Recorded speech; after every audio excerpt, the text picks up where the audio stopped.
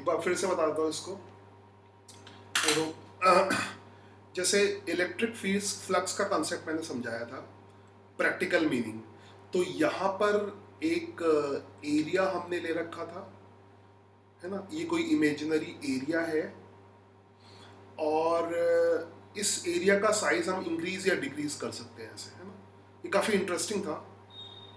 तो ऐसे फ्लक्स का मतलब क्या होता है कि किसी एरिया को जितनी लाइंस ऑफ फोर्सेस क्रॉस करती हैं, जितनी लाइंस ऑफ फोर्सेस उस एरिया को क्रॉस करती हैं, उसको कहते हैं इलेक्ट्रिकल फ्लक्स। और एक बात समझ लो कि मैं इसको दोबारा से तुम्हें क्यों समझा रहा हूँ, क्योंकि आगे भी बहुत काम आएगा ये। ठीक है, आगे इलेक्ट्रिकल फ्लक्स जैसा मैग्नेटिक फ्लक्स होता है, तो यहाँ पे अगर डाउट रही तो मैग्नेटिक फ्लक्स में और दिक्कत आने वाली है। तो यहीं पे ढंग से क्लियर कर लो और उसका प्रैक्टिकल मीनिंग समझ लो, है ना, exactly according to new pattern की प्रैक्टिकल मीनिंग। तो प्रैक्टिकल मीनिंग फ्लक्स का क्या हुआ कि किसी एरिया से किसी एरिया से जितनी लाइंस ऑफ फोर्सेस क्रॉस करती हैं उसको हम फ्लक्स कहते हैं। यहाँ पे इसमें समझाने के लिए हमने लाइंस ऑफ फोर्सेस बहुत ज़्यादा नहीं दिखा रखी है, फिर भी मीनिंग क्लियर हो जाएगा। नंबर यहाँ पे इंपॉर्टेंट नहीं है, इसका डबल ट्रिपल भी नंबर कर सकते हैं, मगर बेसिक मीनिंग समझ में आएगा। तो इलेक्ट्रिकल फ्लक्स किस किस चीज़ पे डिपेंड करता है वो पहले समझ लो। इलेक्ट्रिकल फ्लक्स किस किस चीज़ पे डिपेंड करता है। पहली चीज़, इलेक्ट्रिकल फ्लक्स डिपेंड करता है इस एरिया पे। जैसे एरिया अगर बड़ा होगा तो फ्लक्स ज़्यादा होगा। तो देखो, ये प्रेजेंटेशन बहुत अच्छा है, इसको मैं छोटा कर रहा हूँ तो ये लाइंस ऑफ फोर्सेस इसको क्रॉस नहीं कर रही है, एरिया को क्रॉस नहीं कर रही है। बड़ा कर रहा हूँ तो एरिया को बड़ा कर रहा हूँ तो लाइंस ऑफ फोर्सेस ग्रीन हो रही हैं। ग्रीन मतलब उसको क्रॉस कर रही हैं। जब नहीं क्रॉस कर रही हैं तो येलो हो रही हैं। ग्रीन वाली क्रॉस कर रही हैं, येलो वाली नहीं क्रॉस कर रही हैं। तो इसका मतलब कितना फ्लक्स होगा, ये इस बात पे डिपेंड करेगा कि ये एरिया कितना है। ठीक है, ऑब्वियसली जनरल सिचुएशन में तो number of lines of forces बहुत ज़्यादा होंगी, तो एरिया अगर इंक्रीज करोगे तो फ्लक्स की वैल्यू इंक्रीज करेगी, एरिया डिक्रीज करोगे तो फ्लक्स की वैल्यू डिक्रीज करेगी। तो फ्लक्स जो है, इलेक्ट्रिकल फ्लक्स, वो इस बात पे डिपेंड करता है कि किसी पर्टिकुलर एरिया को कितनी लाइंस ऑफ फोर्सेस क्रॉस करती है।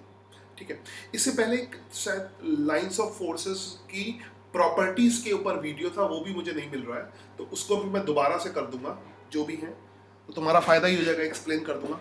तो बाकी सीक्वेंस में पूरा तुम्हें सब मिल जाएगा। तो फिलहाल इस संडे तक टारगेट है कि जितना भी मटेरियल तुमने पहले पढ़ा हुआ है ना, वो सब सीक्वेंस में मिले, सारा कुछ मटेरियल मिले, ताकि तुम्हें रिवीजन में दिक्कत ना हो। और बाद में तुम समझ के बाद में यही करोगे कि इस टाइम से लेके इस टाइम तक का समझ में नहीं आया, वो बाद में पूछ सकते हो।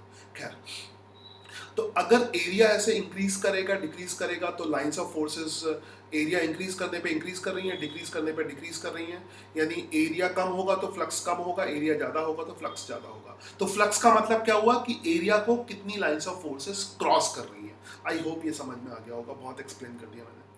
उसके बाद फ्लक्स और किस पे डिपेंड करता है, और इस बात पे डिपेंड करता है कि इलेक्ट्रिक लाइंस ऑफ फोर्सेस के बीच में सेपरेशन क्या है। बहुत ही इंपॉर्टेंट प्रेजेंटेशन है, देखना। अभी क्या हो रहा है, अब हम एरिया को फिक्स कर रहे हैं। पहले हम क्या कर रहे थे, एरिया इंक्रीज या डिक्रीज कर रहे थे, मगर अब क्या कर रहे हैं, इसमें एरिया हमने फिक्स कर दिया। अब हम क्या कर रहे हैं, लाइंस ऑफ फोर्सेस को पास कर रहे हैं, दूर कर रहे हैं, पास कर रहे हैं, दूर कर रहे हैं। लाइंस ऑफ फोर्सेस को पास करने का मतलब क्या है कि लाइंस ऑफ फोर्सेस अगर पास पास है तो इलेक्ट्रिक फील्ड का मैग्नीट्यूड ज्यादा होगा। अगर लाइंस ऑफ फोर्सेस पास पास है तो इलेक्ट्रिक फील्ड का मैग्नीट्यूड ज्यादा होगा, और लाइंस ऑफ फोर्सेस दूर दूर है तो इलेक्ट्रिक फील्ड का मैग्नीट्यूड कम होगा। तो अगर एरिया फिक्स है, एक तो डिपेंड कर गया एरिया पे, एरिया कम करोगे ज्यादा करोगे तो फ्लक्स इंक्रीज या डिक्रीज करेगा। दूसरी चीज, अगर इलेक्ट्रिक फील्ड ज्यादा है, एरिया अगर फिक्स है, एरिया को फिक्स कर दो, अब एरिया चेंज नहीं करेंगे, एरिया फिक्स कर दो, और इलेक्ट्रिक फील्ड अगर बढ़ गया तो फ्लक्स बढ़ जाएगा। इलेक्ट्रिक फील्ड कैसे बढ़ेगा, लाइंस ऑफ फोर्सेस अगर पास में आएंगी तो इलेक्ट्रिक फील्ड बढ़ेगा, लाइंस ऑफ फोर्सेस पास आएंगी, क्लोजर होंगी, और ऑब्वियसली ये यूनिफॉर्म इलेक्ट्रिक फील्ड है, और यूनिफॉर्म इलेक्ट्रिक फील्ड अभी तक हम कई बार ले चुके हैं, है ना। तो this is uniform electric field, और मैं 50 बार बता चुका हूँ कि यूनिफॉर्म इलेक्ट्रिक फील्ड में लाइंस ऑफ फोर्सेस पैरेलल होती है और इक्विडिस्टेंट होती है। यहाँ पर 3 डायमेंशन में दिखाया गया, तो थोड़ी सी फीलिंग आ रही है, ठीक है। तो क्या हुआ कि इलेक्ट्रिक फील्ड बढ़ गया, मैग्नीट्यूड बढ़ गया, फ्लक्स बढ़ गया, मैग्नीट्यूड कम हुआ, फ्लक्स कम हो गया। फ्लक्स कम हो गया मतलब lines of forces come cross कर रही है। कम से यहाँ पर एक से समझना है ना, ज्यादा नहीं है, इसलिए थोड़ा सा हमें इसी प्रेजेंटेशन से काम चलाना पड़ेगा। मैग्नीट्यूड बढ़ गया, फ्लक्स बढ़ गया, सारी लाइंस ऑफ फोर्सेस क्रॉस कर रही है। मैग्नीट्यूड कम हो गया, फ्लक्स कम हो गया, कम लाइंस ऑफ फोर्सेस क्रॉस कर रही है, ठीक है। I hope. तो मुझे एक्चुअली में फाइनली समझाना है, तो मैं पूरा पूरा जितना भी अच्छी तरह समझा दे रहा हूँ, ताकि दोबारा जरूरत ना पड़े और दोबारा तुम ढंग से रिवाइज कर पाओ इसको। Okay, I hope you got it. तो किस पे डिपेंड कर गई? एरिया पे डिपेंड कर गई। एरिया कम होगा तो फ्लक्स कम होगा, एरिया ज्यादा होगा तो फ्लक्स ज्यादा होगा, ठीक है। एरिया कम होगा तो फ्लक्स कम होगा, एरिया ज्यादा होगा तो फ्लक्स ज्यादा होगा, ठीक है। दूसरा डिपेंड करेगा इलेक्ट्रिक फील्ड का मैग्नीट्यूड अगर ज्यादा है, लाइंस ऑफ फोर्सेस अगर पास पास है तो फ्लक्स ज्यादा होगा, लाइंस ऑफ फोर्सेस अगर दूर दूर है तो फ्लक्स कम होगा। तो फ्लक्स किस पे डिपेंड करता है? इलेक्ट्रिक फील्ड के मैग्नीट्यूड पे डिपेंड करता है। दूसरा किस पे डिपेंड करता है? एरिया पे डिपेंड करता है। दो चीजें। एंड तीसरा ओरिएंटेशन पे डिपेंड करता है। अभी एरिया भी फिक्स है और इलेक्ट्रिक फील्ड का मैग्नीट्यूड भी चेंज नहीं हो रहा।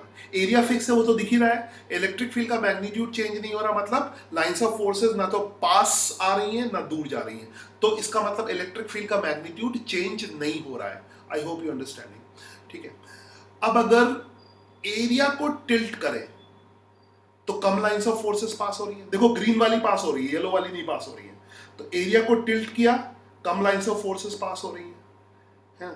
टिल्ट किया मतलब एरिया को अगर लाइंस ऑफ फोर्सेस के अलोंग टिल्ट किया, I hope you understanding, lines of forces के अलोंग, पूरा अलोंग नहीं कर रहा है ये, ठीक है। पूरा अलोंग करेंगे तो फ्लक्स जीरो हो जाएगा, ठीक है। अगर हम एरिया को लाइंस ऑफ फोर्सेस की अलोंग टिल्ट करें, टेढ़ा करें, तो कम लाइंस ऑफ फोर्सेस पास हो रही है, मतलब कम फ्लक्स पास हो रहा है। अगर ऐसे करें तो ज्यादा लाइंस ऑफ फोर्सेस पास हो रही है, तो फ्लक्स बढ़ रहा है।